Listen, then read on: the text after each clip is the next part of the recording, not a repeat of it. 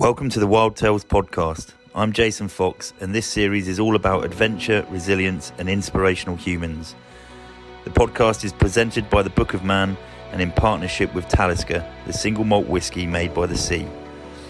My guest today is Nimsdai Purja, better known as Nims, an incredible mountaineer who last year made headlines when he climbed the 14 highest mountains in the world in under 7 months.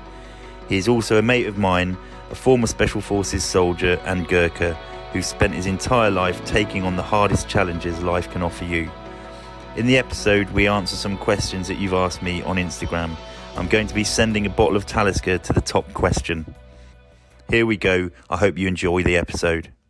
So here he is, the man, the myth, the legend, Nimsdai Purja, good friend of mine, and someone who's achieved an awful lot from joining the military, the Special Forces, and then leaving as well.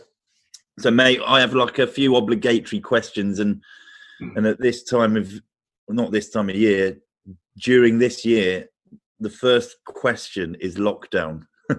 What have you been up to over the last few months, you know, since it's been sort of like wavering in and out of restrictions and then no restrictions, then restrictions again? Yeah, mate, Foxy, obviously, so good to see you here. Even it's a Zoom meeting, and so glad to be doing this podcast with you, buddy. Yeah, going into your question, fortunately, I should say I have been very, very lucky because I had to write this book, Beyond Possible, and I really didn't realize, how much of a hard work. Maybe, you have written a couple of books now and all that. But yeah, most of my time was spent on writing this book, and I just wanted to give 100%, and because it's also quite a scary moment, because once you write the thing, it is black and white, and you cannot change that. So of course it needs time, dedication and commitment and all that. So yeah, that's where all my time were kind of utilized. Cool, that's awesome. I'm looking forward to the book coming out. Actually, I'll look forward to reading it. Also, the common ground there is you've been working with Matt Allen, who writes mine as well. Who's a good guy. Exactly, mate. He's awesome. And then we've been talking and all that, and it's just good. Cool. Your book is just out as well, isn't it, buddy? So it's just they come out last week. Yeah. So you haven't sent me one, Foxy, or you want me to pay? Hey, I've only just got. Do you know what? I've only just got back from Scotland, and I've literally, my head's on fire. I've got a box of books, and one of them's got your name on it. Well, It's got my name on it, but it'll have your name on it soon because I'll write in it. Cool. Yes, brother. The other issue is.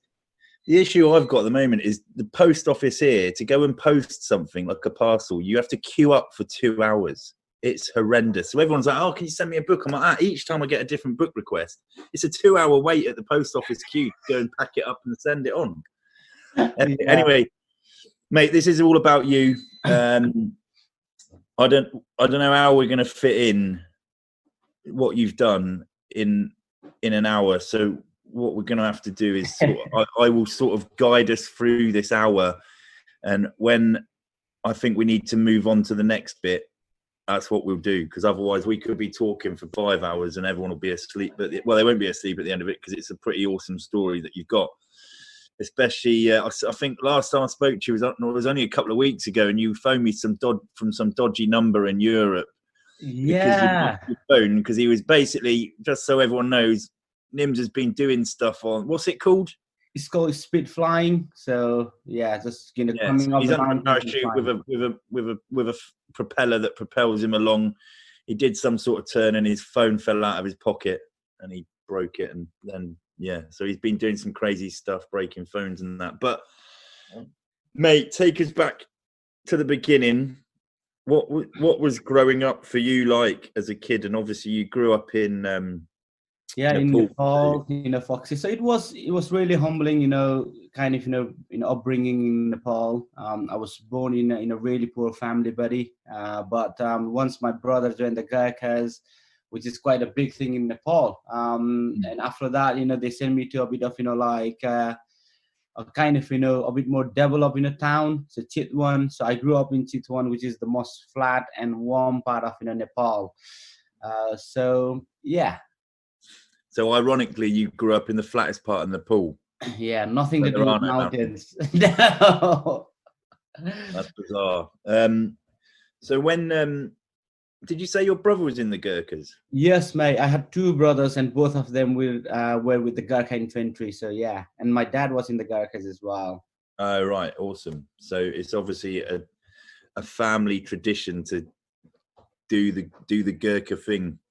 Yeah, mate. It's a big thing for us. So yeah. And when did you join up? How old were you when you decided to leave home and join the military? Yeah, so I was 18 and a half when I started the selection, Foxy. And if I'm being completely honest, I fell on my first in a Gurkha selection. The DS didn't really like me. It's just like, yeah. So, but I made it on the second attempt, and that was when I was 18 and a half. And yeah, and from Nepal and back to Catterick in England, doing our basic infantry training. So yeah.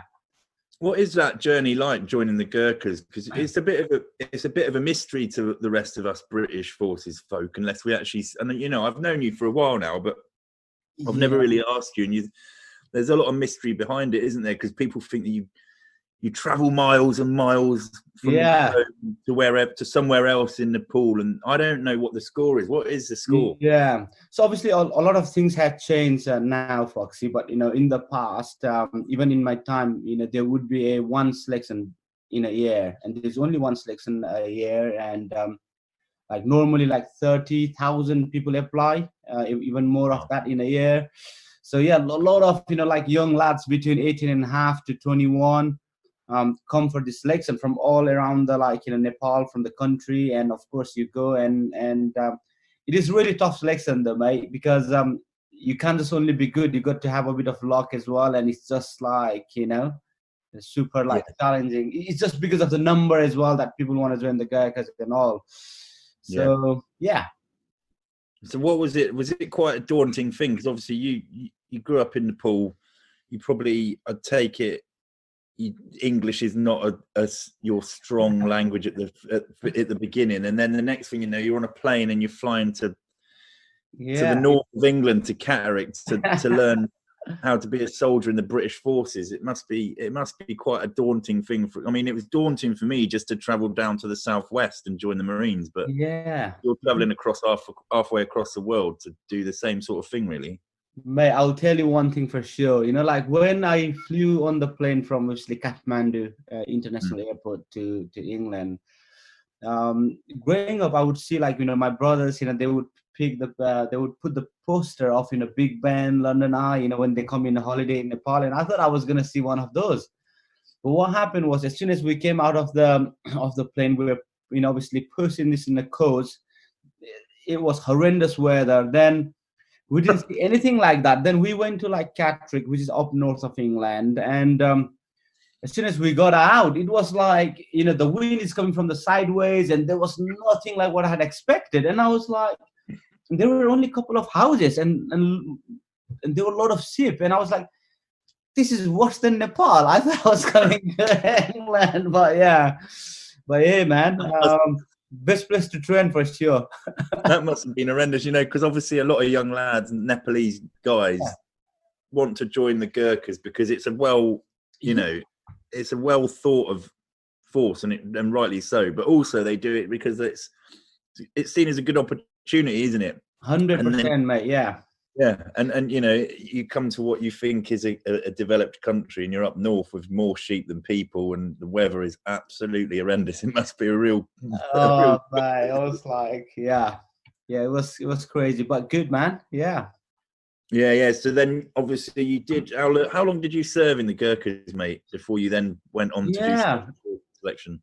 I served with the Gurkhas for 6 years. I did my first tour with the Gurkha as well, as a close support for 40 commandos. That's when I kind of knew about the SBS and all that.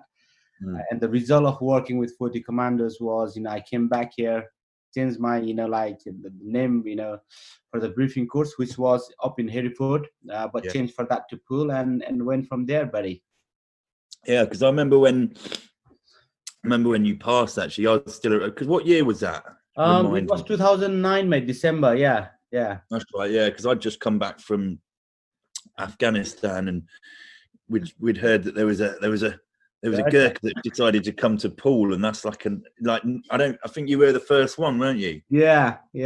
And it just so people know that are listening, the Gurkhas are part of the British Army, and so predominantly the natural course for one to take on selection is to go to the SAS. But Nims decided to do things differently, and he came down to pool and had an amazing career in the Special Boat Service. But mate, tell us about your time in the SBS. I know obviously what it's like, but yeah, for a lot of people.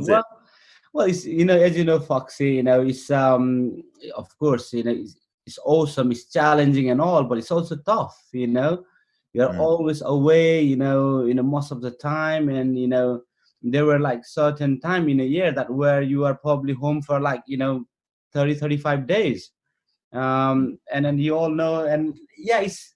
But to be honest, what I got from all this, working with the special forces was, operating in a very stressful environment. The training that I got, which I took forward on the big mountains and all. But I think it's just cool, hanging around with, pretty much I would say, most of the decent blokes, Yeah. So, of course, wherever you go, you always find, all that and all. But yeah, generally, the guys were good and all that. So yeah, enjoyed it, and moving into the next part of my career, I think. But yeah, overall, it was good. Mate, have you got any funny stories about anything that happened on tour or anything you can share with us? But hey, Foxy, we're not allowed to say so much on this one, on this stuff, but yeah, fucking hell, maybe I think, well, I can definitely tell you one thing. I did this obviously, we're doing a jump, and one of the really funny thing, what the guys find it crazy was, I jump off the aircraft and realized it was a malfunction on my canopy. Yeah. And so at that point, just quickly, what for people listening, we're talking about a parachuting incident now. Yeah. The jump is a parachuting incident. So you've looked up and you've got a malfunction. Which is horrendous. Yeah. So when you get malfunction, what you do is, you straight away, pull the reserve. But what I did was, I thought I was pretty cool and calm, just trying to get, get that message across. So I just get into the radio and say, all calls, Nims cut away. And then I did the cut away. And obviously lads were taking the piece out of that. But yeah, made so many things. So basically, you instead of just getting on with it and cutting away, you told everyone else what you were going to do, which was just to put that into perspective. I would not have cared about the lads and told them anything. I'd have just got on with getting rid of the crap parachute and pulled out the reserve. So yeah, cool, nice, calm and collected. Mate, I'm going to start moving into the proper crux of what we're here to talk about. Talk to me about mountaineering and when it started for you, because obviously you grew up in the flatlands of the lowlands of Nepal. So how did it suddenly become a thing for Nims to want to climb mountains, and then not only just want to climb them, become unbelievably good at it? Yeah, so Foxy, as you just said, I had no idea, or not even thought of climbing any mountains at all. But once I served with the special forces, going around the world, of course, I do stand out because, of course, I'm from Nepal. I'm obviously brown and all that. So people would ask, where are you from? And I would say, hey, I'm from Nepal, the Gurkhas. And they would say, oh, you are from Nepal. Have you climbed Everest? As if, every, the Nepalese or the Gurkhas, climb Everest. I was like, no. And they would say, have you seen it? I was like, no. At the end, I was just sick of saying no to so many people. So I was like, yeah, at least, let me go and, see, Everest at least. So I went for the trekking journey to Nepal. I was only 29-year-old. And I remember at that point, as we come through the Namche Bazaar, it's one of the villages as you go through the Khumbu Valley, beautiful, 3,200 meters. And then we saw a big mountain called Amadablam, which is the most technical mountain in the Himalayas, which I didn't know at that point. And I just asked my guide, I was like, hey, brother, can we climb that mountain, see, And he just laughed at me. He's like, Nims, people who climb Everest, even fails on that mountain. But anyway, I just wanted to feel like, how it feels to reach to the summit of a peak and all that. So I eventually convinced the guide that, take me to one mountain at least. So I remember we were wearing crampon and walking in the grass. He was teaching us like, okay, this is how you should be, walking with the crampons and all that. And eventually managed to climb, 6,200-meter peak. I was really, kind of, late in the year of my career. I was 29-year-old, but mate, it started from there and never looked back. What were you in the Gurkhas then, or were you in the Special Forces? I was in Special Forces, buddy. Yeah, in pool. Yeah, you left it quite late to start to introduce yourself to the mountains, especially, most people would be like, oh, Nims is a Gurkha. I bet he climbed Everest when he was 10 and all this sort of thing. you were 29. What was that mountain called, the first one? Can you remember? It's called Lobuche East, and that's where the beginners start in at the start of their mountaineering career and all that. Yeah. So yeah. And so that was obviously. Do you think from that first mountain, do you think you were hooked immediately into what mountaineering is? Yeah, 100% Foxy. And at that point, when you come from the Gurkha, and when you are in the Special Forces, doing, and you do a lot of stuff over there, and then you kind of also think you are invincible. Then when I went over there, everything was like really. Things became perspective for me. It becomes very clear that we are very small and all that. But yeah, it was kind of that experience. But also when I reached to the summit, man, the view was so amazing. It was still freezing cold, but the freshness that you can get from that elevation, it was like crazy. So yeah, and after that I started doing more and more. So what was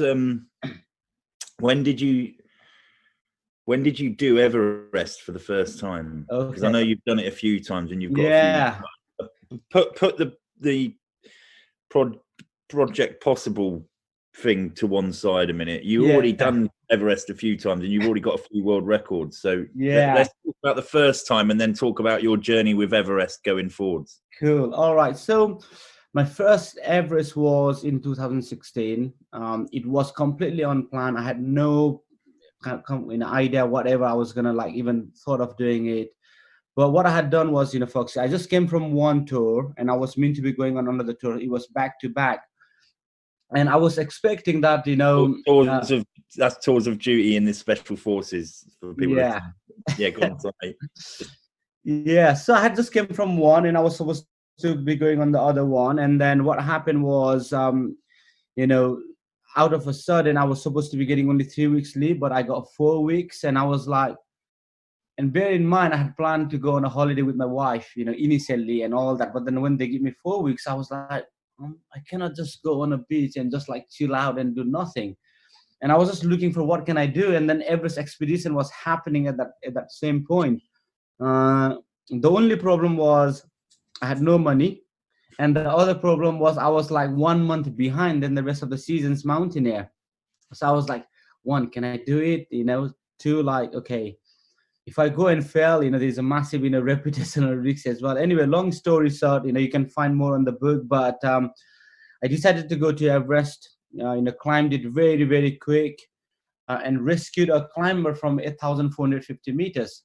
So basically this girl, Sima Goswami, she was left behind by her guides, by her team, and of course I couldn't walk past her, so I rescued her down, and it's still obviously nobody knew who I was and all that, but within 4 days of summiting Everest, I was in operations, kicking doors. So that was my first Everest expedition. But you brush over it quickly, but it's mental because basically, just to put it into perspective, Nims was on leave from doing one tour of Afghanistan in the Special Forces and decided he wasn't going to go on holiday with his wife, who he's still married to, and I don't know how, but he was going to basically how did you get the money to go and do the mate, you're right. So I went to the bank and I told obviously them, I need a 15K to buy a car. So they gave me a 15K loan. I still remember it was 3.99% interest rate, and emptied my saving and everything. So So Nims took himself to Nepal, basically emptied the bank, thinned his missus out for a holiday, and went climbing, and in the process ended up rescuing someone. It's and all this whilst on leave from the SBS, and he was actually not allowed. Theoretically, you're not allowed to travel. You're supposed to stay in the country and just sort of like chill out and not do things that are too dangerous, because you're seen as an asset to the strategic capability of the British Special Forces. But anyway, so that was your first trip up, and you rescued the young lady that was basically left there to die, wasn't she? Yeah, mate. So yeah, now she's back home. You know, she's alive with her family and all that. How did that rescue go? Oh, mate, that was so tough. You know, at first I thought I wasn't. You know, I wasn't sure because it was my first time. Then as soon as I started cracking on. You know, like where you go into operational mode. You know, like Foxy. You know, you just get on with it, isn't it? So. Yeah, and just to give you an example, mate, how fast I rescued her. It only took me 90 minutes to rescue from 8,450 meters to 7,950 meters. It's like almost 500 meters at the death zone. Yeah. And for those who doesn't understand, to explain you the scale of the rescue. Once I brought her down to Camp 4, I gave it to the rescue team members, and there were like 5 of them, and they took 2 days to bring her from Camp 4 to Camp 2. So see you can kind of relate how tough it would be. So how did you get her down to the to those other guys? You on the rope and dragged it down. Just dragged her down. Yeah.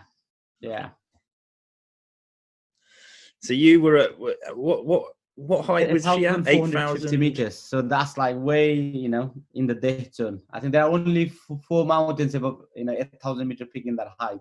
So, yeah. So you were, because you obviously, I think you summited that on your own, didn't you? Yeah. On that yeah. You were sat on the top of Everest on your own, weren't you? Taking in the view for a bit. Yeah, I was there, mate. It was super cold. Because we reached the summit a bit in the dark. So at this point, I had a very young, climbing buddy. So he had never climbed Everest. He was a porter, but I just wanted to give him an opportunity. So from next time he could earn more. Yeah. So, but yeah, he kind of got scared as soon as the wind picked up. So he left me from the summit, and I said, yeah, fine, and you can go down. So I stayed for a bit longer, and yeah, it was a bit crazy though, man. Yeah. So then, obviously, so you've dragged her off. Were people asking who you were? And obviously, were you worried about the fact that you were in the Special Forces, and you were worried that you might get bubbled a little bit on? Yeah, but you picked it up. So what had happened was, when I rock up at the Lukla, which is the gateway to this big mountains, I was a month behind, and I was obviously in this tea house, and the guy who was the director and also producer of this biggest rescue filming that was going on, he happened to be sat next to me, and he's like, hey, what are you here for? You here for the trekking? And I was like, no, I'm here for the expedition. And then he asked me, do you know you are like a month behind? Everybody's now waiting for the summit push almost. And I was like, yeah, I know. And he asked me what you do for a living. And I said, I work as a paramedic in Royal London. I'll pause that part here, Foxy. So when I went over there, summited and did all the rescue, my friend kind of because everybody were like, who's this guy? So my friend dropped the S-bomb. So still, in the base camp, people knew who I was and all that. And then there were like loads of like media requests. But how I got away with that was, like, I said to them, look, I'm a serving member of UK Special Forces. If I get out on a press or any news or anything else, I'm going to lose my job. And if you want me to lose my job and my pension for the rescue I did, you do that, guys. But if you think it's genuine, and if you want to protect my job and all, do not write anything, do not talk about anything. And then everybody screw the nut over there, mate. But yeah, people kind of internally knew about it. So that was basically you sort of like basically called them out, and you were honest with them, but said don't write anything. And that's it's good that they didn't. Mate, you came back. What? Tell us about the next sort of time with Everest, because then you started. Yeah, Foxy, 2017, the Gurkhas were back again trying to climb Everest. So this was a big mission for the British military.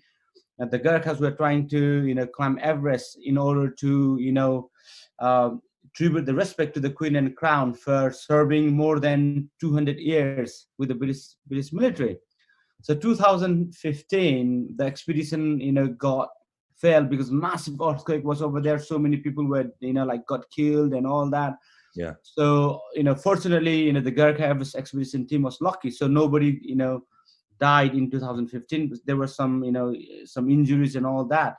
So 2017 was, kind of, going back there to complete the incomplete mission. So I was one of the instructor over there, and what happened was the highlight of 2017 was normally on Everest there will be a fixing team, and then the job of the fixing team is like they would go up, set the fixed lines, before in hand, so that the rest of the mountaineers like they would obviously put the hand jumar and then they would climb. Yeah.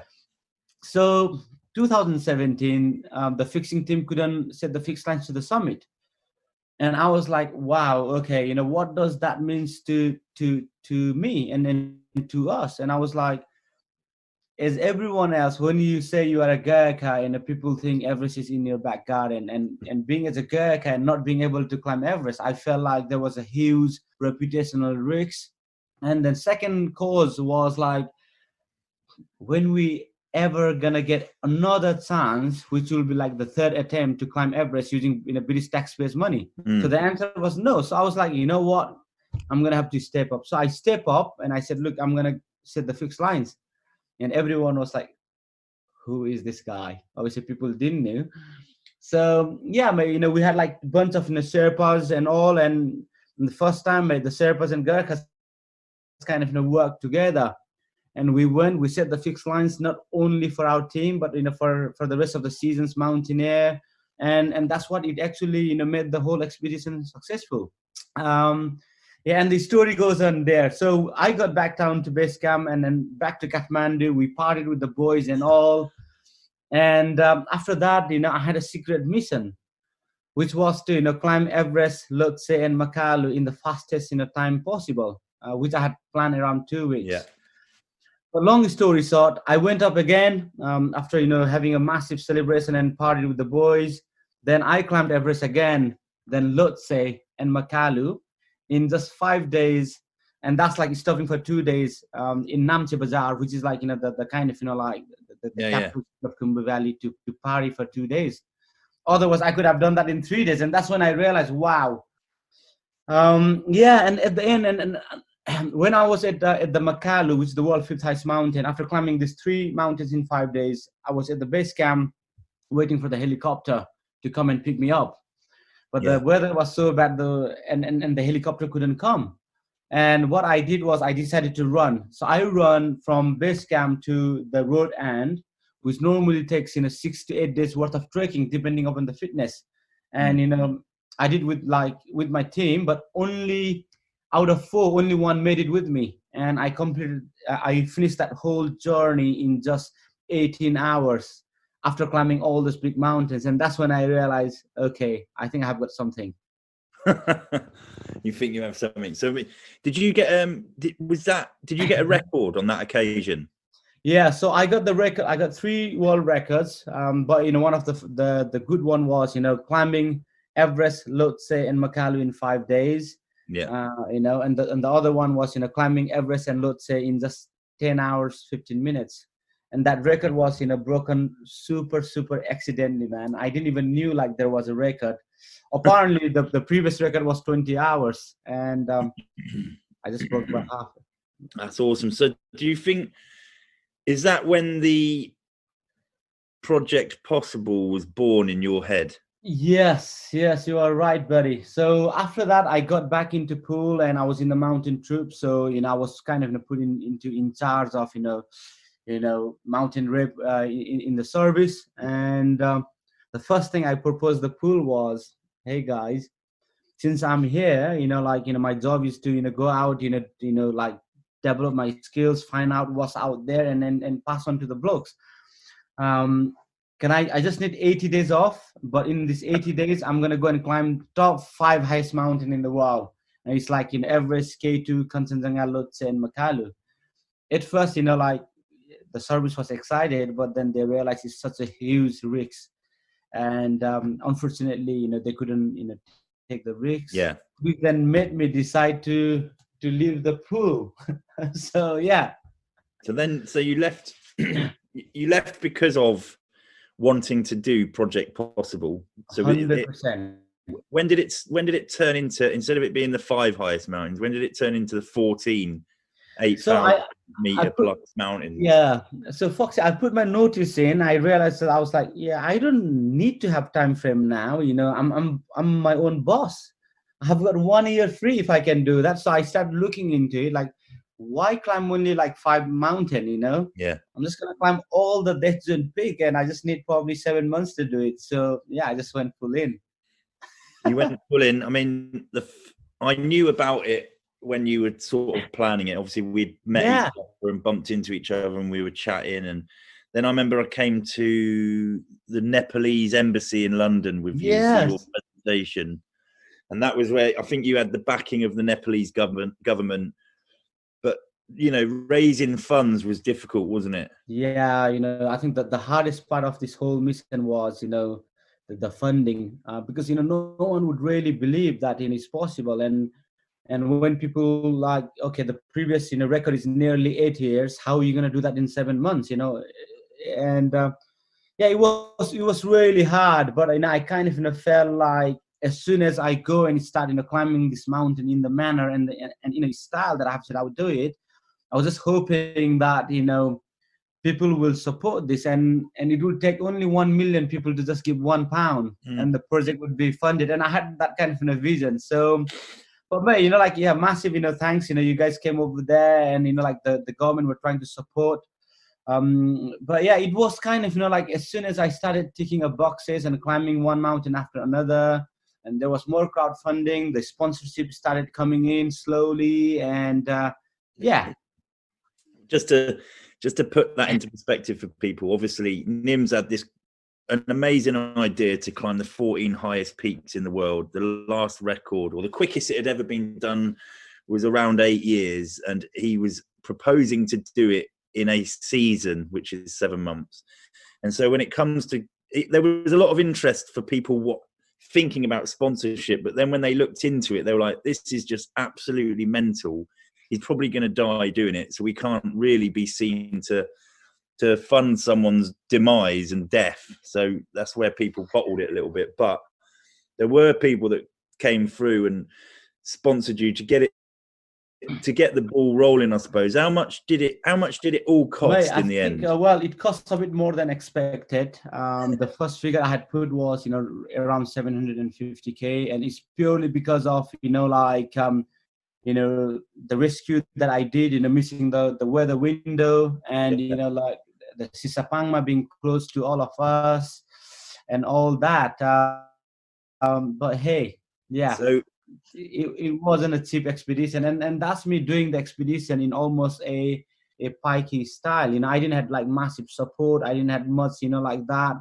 It was just like bare skin in terms of the logistical support you would ideally get when you are going for this big kind of like extreme world record breaking process or endeavor. But hey, so what so anyway, money started to come in. You did a few charity fundraising things. I remember going to see you at the Royal Geographic Society.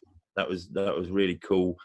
In fact, actually, it was still, this whole thing was quite a pipe dream. And I can remember there was basically Nims was presenting at the RGS in London, and a lot of us went along. A lot of guys will know him from the service went along, and I remember there was a Q&A at the end, and this guy, I don't know who it was like that. So what happens if you don't do it? And it was like, it said something that was a phrase from another planet. Nims was like, what are you on about? Yeah, you were saying like, what happens, Nims, if you can't do it? If you can not do it in like 7 months, let's say, because of the weather, the climbing is so extreme that, there are so many issues with the weather, the wind speed, maybe you are good and your team is good, but then the objective danger, the environment, you probably can do in like 8 months or a year. Yeah, yeah. And And you like know what I said. yeah, you were like, nah, what you want? I don't even understand what I you're asking me. Of talking course we about. can do it. Yeah, I said, the mission is 14-7. As soon as I go like 7 months beyond, I found my mission. It was, We just stopped it there. It was cool. it was a in unbelievable confidence, but and rightly so, because you actually did it. And how long did it take you in the end? Did in 6 months, 6 days, buddy. And that's like, guiding people on 8,000 meter peak. And normally if you guide on, 8,000 meter peak, it takes, at least a month to, take people. So a lot of my time we're going on that, guiding stuff because, we didn't have the proper funding. So was trying to make a bit of money from there for the project. And there was so many political issues, mate, yeah, it was crazy stuff going on. Hence why, but it's still, 6 months, 6 days, Foxy. There you go. And what were the first few mountains that you climbed during project? So I did Annapurna, Dhalagiri, Kanchenjunga, Everest, Lhotse, and Makalu. So I climbed Nepal's 8,000 meter peak in 31 days, and that's when people were like, "Wow." Yeah. And one of the things what it also got the attention for the people was I climbed Everest, Lhotse, and Makalu, which is like the world first, fourth, and fifth highest mountain in just 48 hours. And that's when people were like, wow. And then that's when, the big sponsors started coming in and all that. So, yeah. It was impressive. And you obviously took that iconic photograph as well, which got stolen by the world's media of everyone queuing up to get up onto the top of Mate, that's the problem, isn't it? With this big media and all that, they don't know how hard it is to take the picture up at that elevation. Your fingers are freezing. You have to bother. You got to make that effort, and then people were just using my image without credibility. And I was like, come on, I'm dying for funding here. At least do some favor, or at least pay for it. Maybe whatever it is. There will be funding coming to the project. Mate, that's a lesson learned there on your part. Don't bang it up on social media. Yeah, I also didn't know that it's going to be that famous as well. Lessons learned, mate. Lessons learned. Anyway, mate, I've got to ask you a few, because obviously, I mean, we can't talk about every single one because it's just it's an immense story, and your book's coming out anyway, so that's something to look forward to. But I've got to ask about the infamous K2, because it is a killer, isn't it? It's renowned for killing people. It's one of the hardest mountains in the world to climb. So can you just tell us a little bit about K2? So K2 is, it's called a savage mountain. 1 in 4 dies over there, and it's one of the extreme 8,000-meter peak. So what happened last year was I was in Pakistan, trying to climb all this, 8,000-meter peak. Yeah.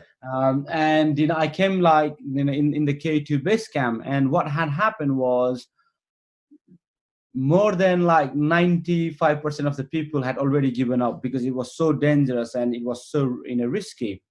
But then there were like 5% of the people who were like still waiting at the base camp, hoping that me and my team would come and make this happen. So even though like for me, I went to K2 base camp, I was trying to climb the Broad Peak, which is just a neighboring peak.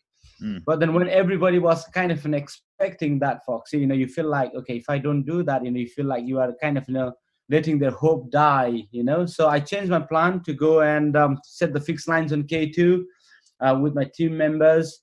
And yeah, it was just a full-on Nepalese team. And we went up and made the impossible possible. And after that, all the people also like summited to the summit of K2. But the sad part is, Foxy, and I saw like some of the people making like documentaries and all that from there, and there's no mention of like me and my team or even like anything. And that's when I was like, come on, but that's the sad part. But yeah, after that, summited K2, got to base camp directly, partied pretty much most of the night, only had 3 hours slept, went and finished the final one straight from base camp to the summit.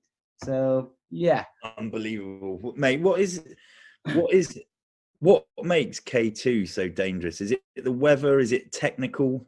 Is it It's all of both, the? mate. It's both. It's technical as well. It's super steep, and it's also the weather. The weather is unforgiving, and all. So yeah. Yeah, that's awesome. And then obviously, I'd like to talk about the the issue with the Chinese when you were trying to get up. Is it Shishpangyanga? Sisapangma. So what had happened in Sisapangma was, I can never pronounce it. I always mate, get it even the wrong. mountaineers like they struggle, mate. So the Chinese government had closed the mountain for everybody else, and they have done in the like in 2018 as well, and they did in 2019 as Yeah, well. And you know, like how Chinese government are, man, they don't listen to anyone. Doesn't matter, even if it's from U.S. government or whatever it is, they do whatever they want. yeah, So, mate, for me, I was trying to get this permission, and it was so hard, and I really felt like if I go through the British Channel, I will not go anywhere else. So I decided to go through the Nepalese one as a neighboring country. And but yeah, I was pulling every string I could in a meeting, like, prime minister, foreign minister, tourism minister, like 4 or 5, meeting with the minister level in a day. But also, this is when I kind of realized, the whole project become like people's project, because I had made a post on social media. I was like, look, I have given everything. I don't have anything left. yeah. Here are the emails for the Chinese authorities. If you can send them a letter or request. And a lot of people, did that as well, Foxy. And I think at the end, Chinese Tibet Mountaineering Association was like, yeah, Nims, we'll give you the permission.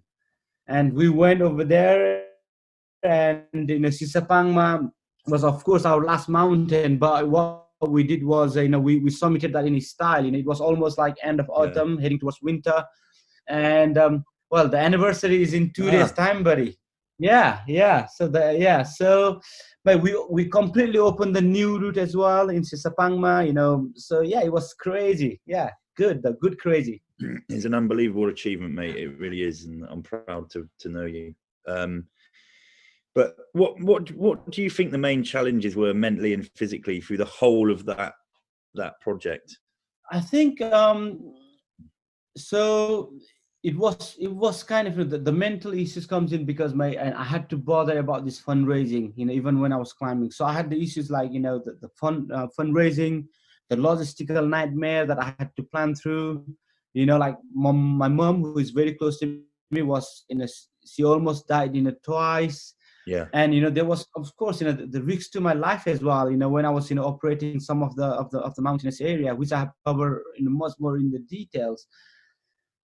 Yeah, like, as Foxy, it was million things going at the same time. But what I felt like was, there was no turning back, and I couldn't give up at this stage, because I had the purpose, I had the love for the mountaineering, and I had the purpose of why I was doing it. And those, the love and the purpose and the mission, what it kind of keep me motivated. But I must say, climbing was the most easiest part of all this endeavor. It was like full on, the bit that man. everyone thinks is hardest is the bit that you enjoyed and found easiest. Yeah, man. And I still remember it was so painful, like when you were not sleeping for 19 days, specifically in Pakistan, and you're climbing at night, and you are like, just like, every step, sometimes you'll fall asleep. And what I used to do was, I used to just grab the snow and rub in my face and put them in my armpit just to stay awake, and slap myself. It was a torture, mate. And then you can take so much, at some point you were just like, I wish the big avalanche comes and just take me away. Every pain is gone then, and it's not my fault. And yeah, man, it was next level. So basically, yeah, you weren't going to give up, but every now and again, this is how mental it is. Every now and again, you were hoping for an avalanche to wipe you out. There we go. Yeah, and it's peaceful death, and it's not your fault. Yeah. Mate, you did have a team of guys with you. Can you name them? I think it's what they're worth. Yes, man, of course. Yeah, of course, mate. Because with the bigger endeavor like this, you need a solid team. Yeah. And of course, be as a leader, you got to be a team player as well. And if you cannot be a good team player, you can never be a leader. So our team was like, it was unique. Even the guys didn't have much experience. there was a like kind of hunger in them as well, and everybody was fully in. We're like a family, and I had obviously my David Serpa, who is my right hand man, and who have always been my right hand man. Then I had Galzen, I had Gesman, I had Lakpa Dendi, I had Dawa, and so pretty much like the whole lot of the Nepalese mountaineering community behind, and now we're like a family, mate. So it's good. It's good to bring that whole team up, and the guys also managed to climb in an 8 peak with me and all that, and it was a completely next level opportunity for them. What it worked out the most of was Foxy. Normally when people climb on these big mountains, they would take someone who have summited that mountain, because you can see the route, they know the route as well, and it helps a lot. But then what I had done was I had put the guys in the mountain they hadn't climbed before, so it was also something for them as well. And I was like, we're not gonna lost in the mountain, it's like navigation, my SF is on the ball. So I think that kind of plan really worked well for all of us. So it's good. Did you all have a good crack? Oh mate, we were like mate, we were laughing. Of course it was painful, but then we would have nice parties as and when we could, loads of like dancing. I've seen some of that on social media. Oh. It did look, I mean, it's tough, but it looked awesome, and I'm pleased for all of you. Did you find? I mean, it's a long period of time. We'll sort of wrap up on Project Possible now, but did you find it difficult being away from the family? I mean, obviously, of course, with your mum being the way she was. Yeah, so I have been away for like almost a year, I would say, with the training and all that, and then I had a massive support from my wife. And honestly, if it was anybody else, I would have probably been divorced and gone and all that. But she's been a massive supporter.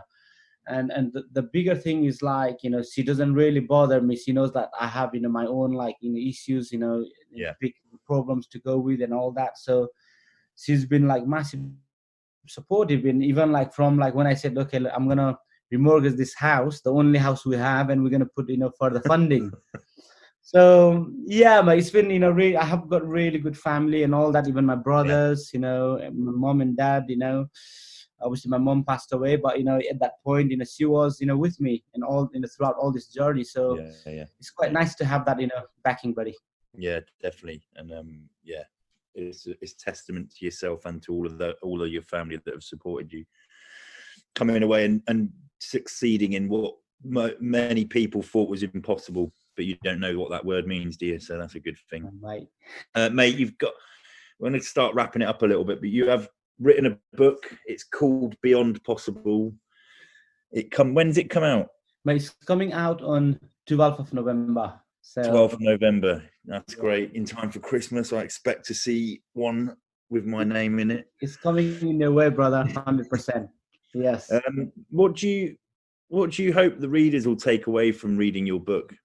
So the biggest thing, what I have, written in the book is not really about just climbing mountains and all that. It's about the journey, the endeavor.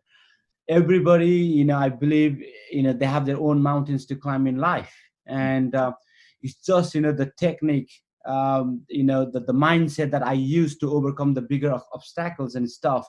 And I think people can relate themselves in this kind of journey, and then kind of make it work for them, and just hopefully they can achieve their new possible through this. It's for everybody else. So okay, that's awesome, mate. I'm looking forward to it. I can't wait to read it. And I know Matt's told me it's good as well. Obviously he's going to say that because he writes it as well, but I do trust him. He's done some really good books in the past. It's good, buddy. Mate, what's next for you? What is the next challenge? Because I know you get bored quickly, so I know there's something going on. So K2 winter. So K2 is the only mountain above 8,000 meter peak that still remains unclimbed. So many countries have tried to like put their name, like the Russians, the Spanish, the Italian, the French, everybody. Never been climbed in the winter. Yeah. Right. And I'm going there, brother. So I'm going there tomorrow. Are you? I'm starting my year, so that's why I'm like full on, man. And I decided to do this last week, so my head has been on fire, and I'm back to where I was like 2 years ago. Trying to find the sponsorship, the funding, and all that.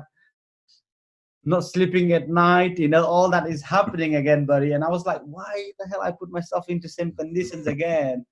But I think it's in me, buddy. So yeah, I'm off there. That's awesome. Off Good luck, there. mate. Good luck. Anything else as well once that's cracked? Mate, after that, maybe we'll see. Maybe fly from 1,000-meter peaks. We see. I don't know. It's I know you're setting yourself up for something crazy. I know. Yeah. Mate, I tell you what we're going to do now is obviously I put out on social media. Yeah. I asked people to send in questions that they want me to ask you, and the one that I read out gets a bottle of Talisker, because obviously this is supported by Talisker. Yeah, that's awesome. Malt whiskey made by the sea. And so this is by someone on Instagram called Tanya.Verdejo. Verdejo. Yeah. Her question is, you've achieved some incredible climbing feats, pushing the boundaries of what is possible.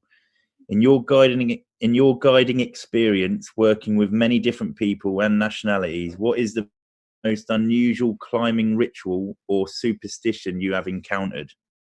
Oh Are there any?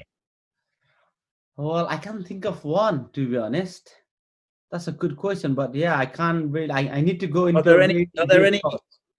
There are climbing rituals and superstitions, though, aren't there? I know the Nepalese are quite superstitious, and yeah, of course, what we believe in, like in the mountain god, and before we go and do any big climbs, we do a big puja ceremony. Yeah. And we basically, pray the mountain god for the safe passes, and all that.